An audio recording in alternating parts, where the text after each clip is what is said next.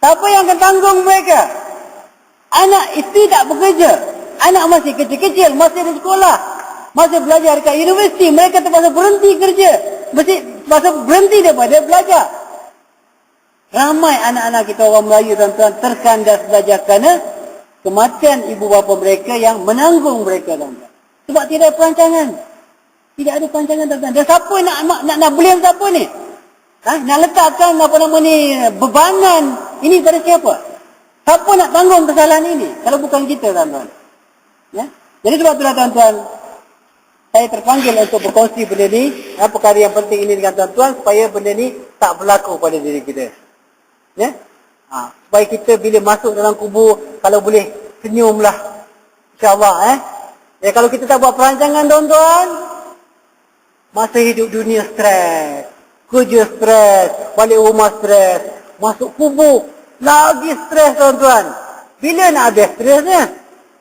Sepatutnya masuk kubur kita rehatlah, senyum ni kan tuan. Tapi akibat kurangnya perancangan yang kita buat, maka masuk kubur pun jauh lagi stres tuan-tuan. Waliyahzubillah. Baik tuan-tuan. Ini kita lihat kembali kepada apa yang disebutkan oleh Robert Kiyosaki. Dia kata apa? Ini yang memberi sentuhan kepada saya sehingga saya sedar tuan-tuan. Dia kata, kalau sekiranya orang itu tidak dapat buat dua benda dalam hidup dia, dia tidak akan kaya selama-lamanya tuan-tuan. Tuan-tuan ceklah diri tuan-tuan sendiri. Saya cek diri saya, memang betul. Dua perkara yang kalau sekiranya kita tidak dapat atau kita gagal untuk melakukannya, semasa peringkat awal kita bekerja, ataupun dalam peringkat yang belum lagi terlalu terlambat, kita masih bekerja, masih mampu bekerja dan mencari nafkah dan sebagainya, maka kita tidak akan kaya selama-lamanya. Tuan cek diri tuan-tuan sendiri. Pertama, kalau sekiranya tuan gagal untuk mengawal nafsu belanja tuan-tuan, percayalah, sampai kiamat pun tuan-tuan tak akan kaya. Kontrol nafsu belanja. Kereta penting tuan-tuan. Kereta penting. Kereta penting untuk apa? Untuk membawa kita daripada satu tempat ke satu tempat yang lain. Itu saja kepentingan kereta. Tapi ramai orang yang berbelanja lebih daripada kemampuan dia. Dia orang bujang. Contoh, baru kerja, gaji katalah 2,000. Sepatutnya dia beli apa? Sepatutnya tak beli kereta pun tuan-tuan. Beli motor je dulu. Sepatutnya. Kalau dia kata, okey, kalau motor bagi alasan, hujan, payah nak pergi kerja. Okey, tak apa. Belilah kancil. Tapi dia tak mau. Beli kereta apa? Perdana tuan-tuan. Contoh, gaji 2,000, beli perdana, bayar berapa sebulan? RM1,000 tuan-tuan. Contoh, bayar muka berapa? 10%. Kalau kereta perdana tu harga RM50,000, second hand, dah RM5,000. Dah berhutang, RM5,000 tu dah berhutang tuan-tuan. Lepas tu pula, sebulan bayar RM1,000. Ada RM1,000 lagi lebih. Minyak, makan, minum. Akhirnya, terpaksalah cari kredit kad tuan-tuan.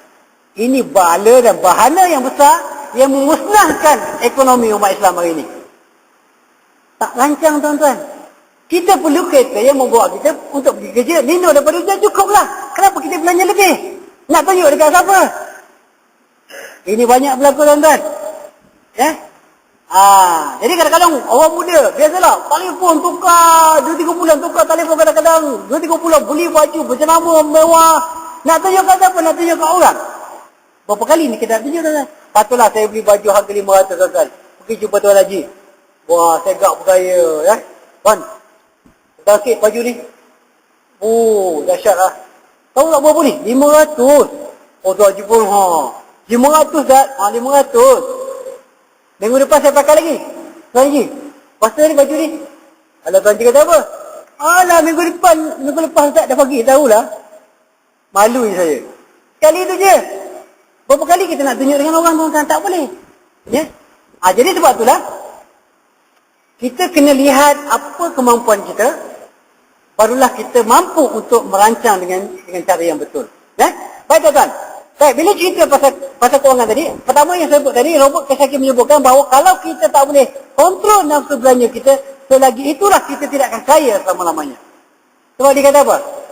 Orang kaya bukan sebab income pendapatan dia, tuan-tuan. Kita banyak pun, kita dapat RM10,000 pun sebulan. Kalau kita tak boleh kontrol nafsu belanja, apa yang berlaku? Kita belanja habis RM10,000. Kaya ke, tuan-tuan? Tak akan kaya. Tapi ada orang dapat pendapatan RM2-3,000.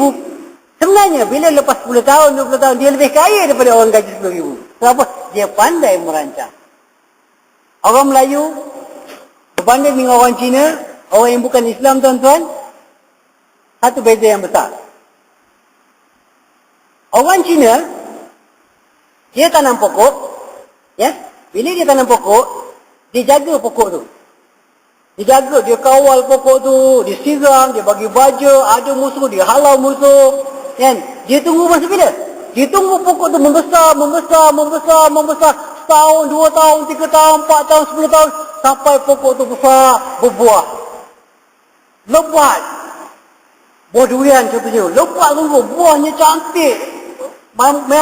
Memang rasanya enak, harganya mahal. Masa itu dipetik buahnya, tuan-tuan. Orang Melayu pula macam mana, tuan-tuan? Orang Melayu tanam pokok, dia makan pokok, tuan-tuan. Dia makan pokok. Dia tak sabar orang Melayu ni, tuan-tuan. Contoh mudah lah. Orang Melayu berniaga kadang-kadang, dia dapat apa? Dia buat loan. RM100,000 loan, tuan-tuan. Mula-mula dia beli apa? Beli kereta, tuan-tuan. Makan pokok. Orang nak makan buah, dia pergi makan pokok. Dah tak nak besar macam mana? Bila pokok nak besar, tuan-tuan? Bila nak keluar buah? Itulah masalah orang kita Melayu ni. Tak sabar, tuan-tuan. Dah lah tak merancang. Tak sabar pula. Lepas tu bila tengok orang kaya, orang bukan Islam, kaya, marah pula. Apalah ni lah, kan? Dia kutuk pula. Dia sendiri makan pokok. Orang makan buah, dia pergi makan pokok. Masalah, tuan-tuan. Ya? Jadi sebab itulah, tuan-tuan, kita kena tiru orang yang bukan Islam sebenarnya. Dia banyak, ya? Kita banyak boleh belajar daripada mereka. Bukan kita mengutuk, sebab itu tidak akan menyelesaikan masalah. Kita tetap tidak akan berubah kalau kita sendiri tidak berubah. Inna Allah la yughayyiru ma biqaumin hatta yughayyiru ma bi anfusihim. Allah Subhanahu Wa Taala tak mungkin, tuan-tuan. Kalau kita duduk macam ni, kita reda dengan kaedah cara hidup kita macam ni, kita tak nak berubah, Allah pasti tidak akan ubah kita.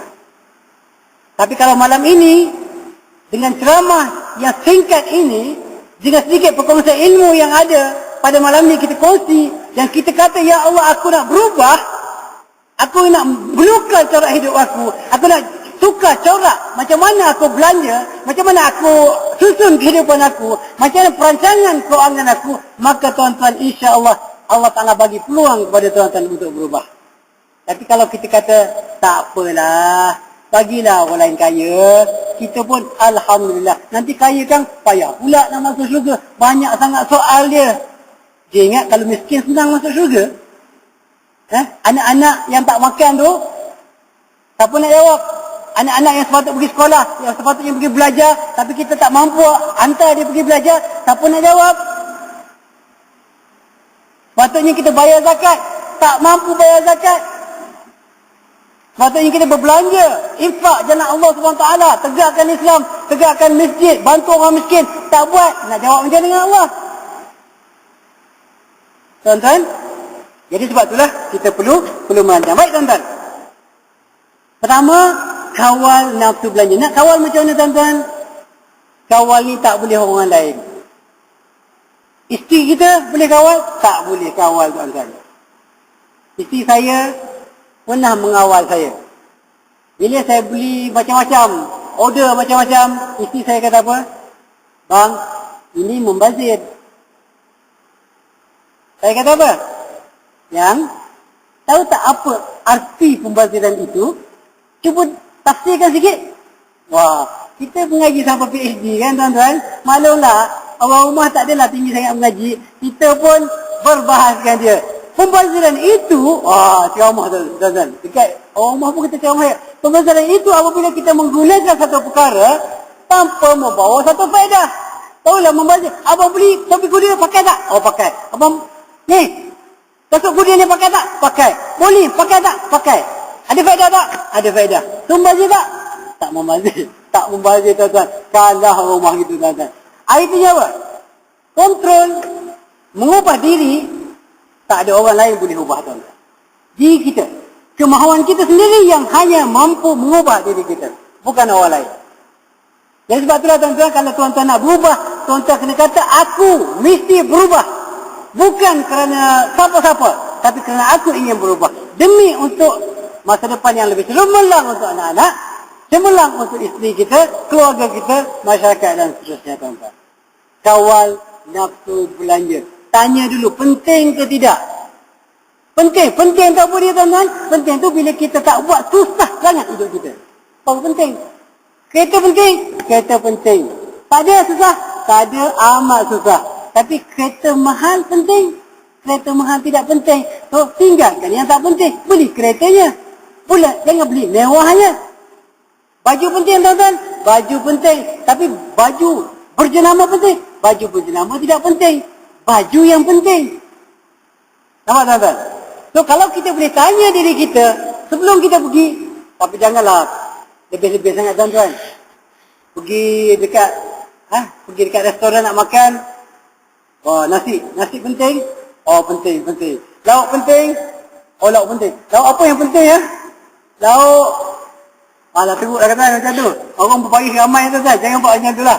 Sekarang marah orang pula kat saya tak, perancangan tu artinya kita dah rancang awal-awal mengikut kemampuan apa yang ada pada kita tuan-tuan. Baik. Bila kita rancang keuangan dengan baik tuan-tuan, bila kita boleh kawal nafsu belanja kita, dan bila kita boleh tanya setiap kali kita nak berbelanja, nak keluarkan duit, ini penting? Oh yes, penting belanja. Tak penting, tak payah belanja tuan-tuan. Maka automatically tuan tengok, kalau tuan-tuan boleh buat dua perkara ini, percayalah dalam masa setahun tuan buat, kalau tuan masih kerja, dalam masa setahun percayalah tuan-tuan akan hidup lebih bahagia. Jauh daripada orang lain yang tidak merancang, walaupun pendapatan dia jauh lebih besar daripada tuan-tuan. Tahun je. Tanya, kontrol nafsu belanja. Bila kontrol nafsu belanja, akan ada pastinya lebihan tuan-tuan. Akan ada lebih. Bila kontrol, ada lebih. Bila ada lebih, maka duit yang lebih itulah, maka kita bawa kepada rukun yang kedua, iaitu namanya investment ataupun pelaburan.